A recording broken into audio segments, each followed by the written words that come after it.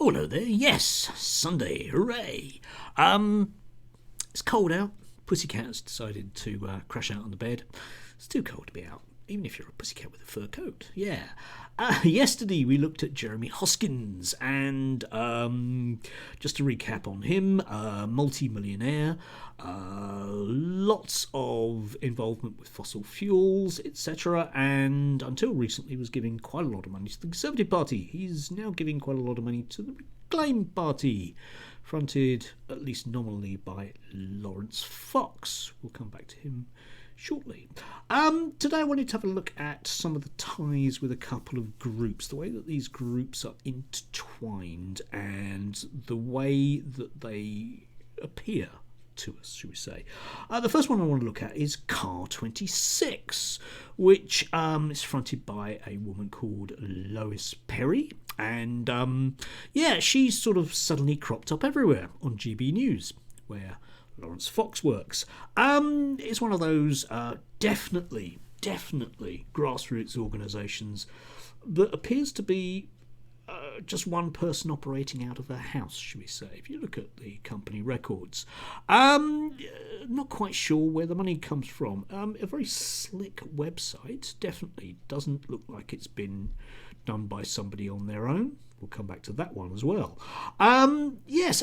She gets an awful lot of coverage on GB News whenever there's environmental concerns. She's cropping up to tell us that simply must be a net zero referendum. That was been it for about the last year, and she can be guaranteed to come out with at least a level of climate scepticism. Yes. So you might say, well, okay, fine. Yeah, she's a lobbyist, one might say. Yes, okay, fine. It's a bit odd, though, that one person would get so much coverage until he realised that she's actually what they call a representative for the Reclaim Party, whatever that means.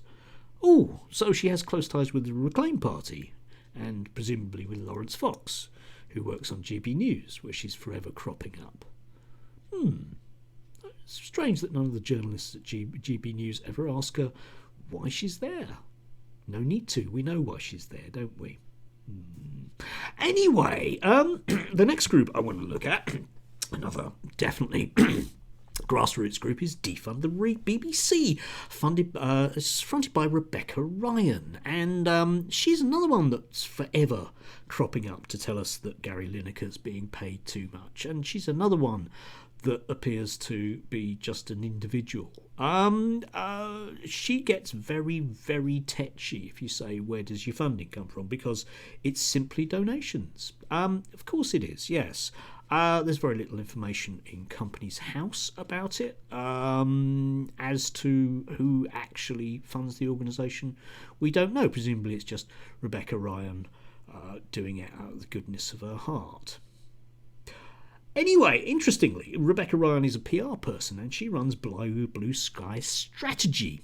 And until very recently on the Car26 website, you could see that it was powered by Blue Sky Strategy. So they definitely know each other, don't they? Presumably they meet up in the GB studios where they have a nice chat with the person that they have very little in common with, who's Lawrence Fox. You can see the way all of this stuff works. And one might argue that in a free society, money is allowed to buy this stuff. And I don't have realistically any real problems with that. But I'd like a journalist to do the same thing that I do and just simply go, yeah, but where is the money coming from? You're being funded by a particular concerns to deny climate change, to basically hobble the BBC so that those media interests can be sold to other media interests. I'd just like some honesty from these people. And we're not going to get it. As I say, they get tetchy if you dare to mention it. I think the phrase that we would apply to these various people is astroturf.